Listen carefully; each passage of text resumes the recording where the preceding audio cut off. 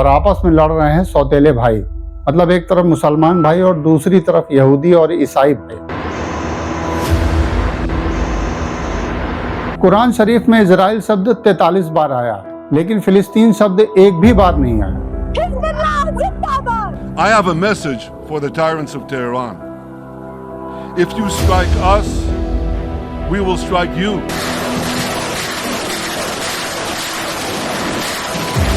Hitler ने यहूदियों को पहचान लिया था। वो समझ गया था कि यदि जर्मनी में यहूदी रहेंगे तो ये माइनॉरिटी में होते हुए भी एक दिन जर्मनी पर कब्जा कर लेंगे।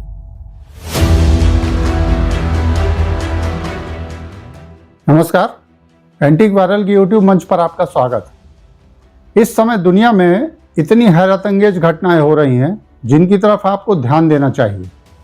बताइए, सुन्नी मुसलमानों को बचाने के लिए शिया मैदान में उतर आए हैं, जबकि अभी तक शिया और सुन्नी में 36 का आंकड़ा था।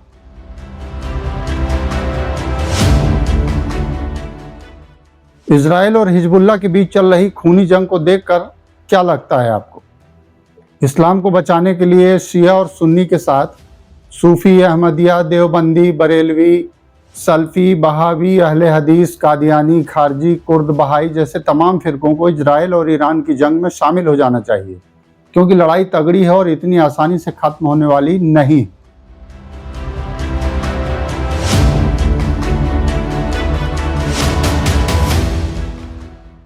तो मिडिल ईस्ट इस समय बना हुआ है जंग का मैदान और आपस में लड़ रहे हैं सौतेले भाई।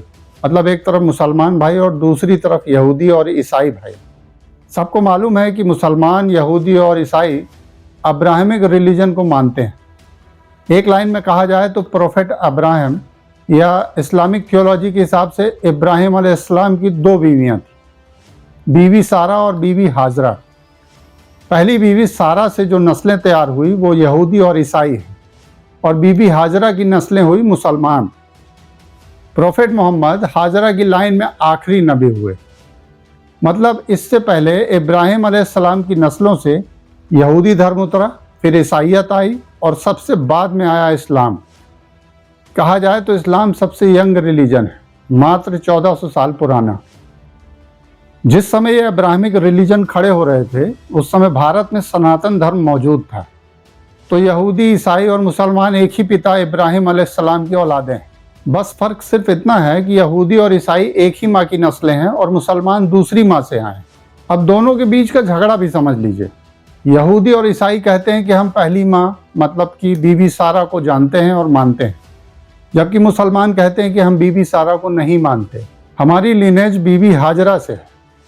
ये झगड़ा इतनी दूर तक चला गया कि यहूदियों ने प्रोफेट मोहम्मद को फ्रॉड तक बता डाला। बस यहीं से तलवारें खींची हुई। आज से नहीं, 70-75 सालों से भी नहीं, बल्कि 1500 साल से ये संघर्ष चल रहा है। हैरानी की बात है कि कुरान पाक में यहूदी और ईसाई पैगंबरों का नाम बाइज्जत दर्ज है और इस्लाम के फॉलोअर्स उन्हें भी अपना नबी मानते हैं। बस ज़ुबान का फ़र्क है। जैसे इब्राहिम अलैहिस्सलाम को ईसाई प्रोफेट अब्राहम कहते हैं, उनके बेटे इसहाक अलैहिस्सलाम को प्रोफेट आइजक के नाम से जाना जाता है। याकूब अलैहिस्सलाम वही हैं जिन्हें जैकब के नाम से जाना जाता है। बाइबल के डेविड कुरान शरीफ में दाऊद के नाम से जाने जाते हैं। कहने का मतलब यह है कि अब्राहमिक रिलीजन के तमाम पैगंबरों के नाम अंग्रेजी, हिब्रू और अरबी में लगभग एक जैसे हैं। कुरान शरीफ में इजराइल शब्द 43 बार आया है, लेकिन फिलिस्तीन शब्द एक भी बार नहीं आया। इससे ये तो साफ है कि फिलिस्तीन का पहले से कोई वजूद नहीं था। कुरान शरीफ में बनी इजराइल शब्द भी कई बार आया है। बनी इजराइल का मतलब याकूब अलैहिस्सलाम की औलादें।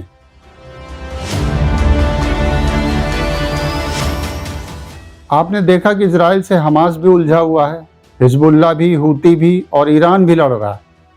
ऐसे में आसपास के मुस्लिम देश सऊदी अरब, जॉर्डन, ओमान ये चुप क्यों बैठे हैं? वो चुप इसलिए बैठे हैं क्योंकि उन्होंने भी कुरान शरीफ पढ़ी है। फिलिस्तीन को इस्लाम की लड़ाई कहने का कोई आधार ही नहीं, बल्कि फिलिस्तीन को मानवता का संघर्ष कहा जा सकता है।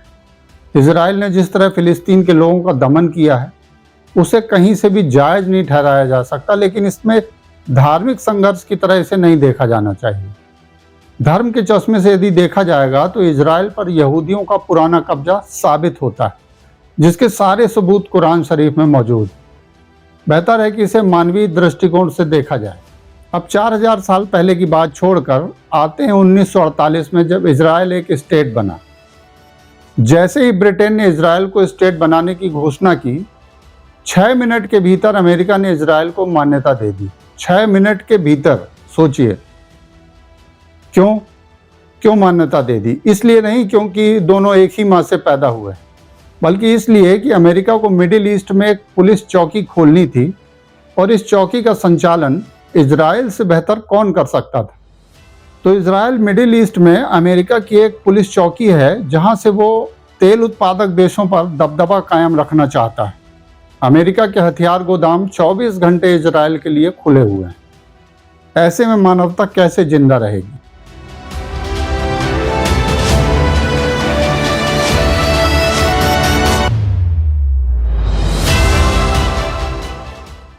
आप ये जानकर हैरान होंगे कि 1948 में जब स्टेट ऑफ इजराइल का गठन हुआ, तो यूरोप और दूसरे कॉन्टिनेंट में बसे यहूदियों ने इजराइल जाने में कोई खास इंटरेस्ट नहीं दिखाया, क्योंकि दुनिया भर में सोने का कारोबार करने वाली एक ही कौम थी, यहूदी। यहूदियों के पास अथाह पैसा था। जो इजराइल पहुंचे, उन्होंने सबसे पहले वहां रह रहे अरब के मुसलमानों से ज़मीनें खरीदनी शुरू की। तब तक मुस्लिमों को इनके इरादों का पता नहीं था।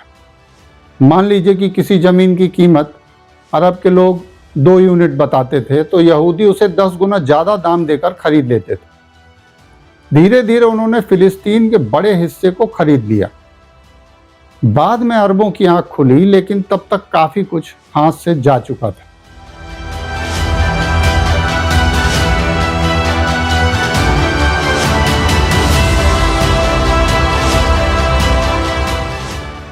अब देखिए कि ऊपर वाले ने तीनों भाइयों को अकूत अमीरी दी है। क्रिश्चियन साधन संपन्न है, शक्ति संपन्न है। यहूदियों के पास पुरानी अमीरी है, और मुसलमानों के पास तेल के बेशकीमती कुएं हैं। दुनिया भर का पैसा इन्हीं तीनों के पास जा रहा है। 50 मुस्लिम देश हैं। फिर आखिर पूरी दुनिया में इस्लामिक संघर्ष क्यों चल रहा है? इसका कारण समझिए। मुस्लिम देश तो 50 हैं, लेकिन एक भी देश विज्ञान संपन्न नहीं। मतलब साइंस मुस्लिम सोसाइटी तक पहुंचा ही नहीं।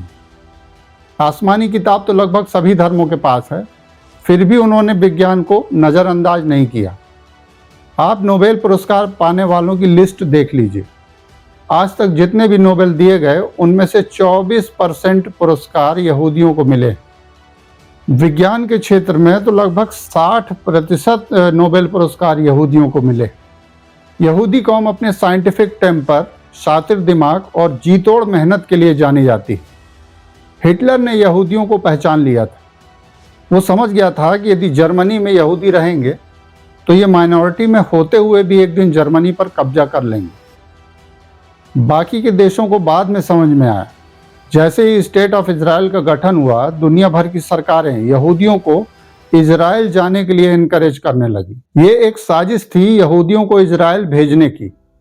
सरकारों को लगा कि यदि ये उनके देश में रुक गए, तो कुछ दिनों बाद ये राज करेंगे। इसलिए इन्हें ऐसी जगह पर भेज दिया जाए जहां इनकी सारी एनर्जी युद्ध लड़ने में वेस्ट हो जाए। और अब इजराइल लगातार युद्ध लड़ रहा है।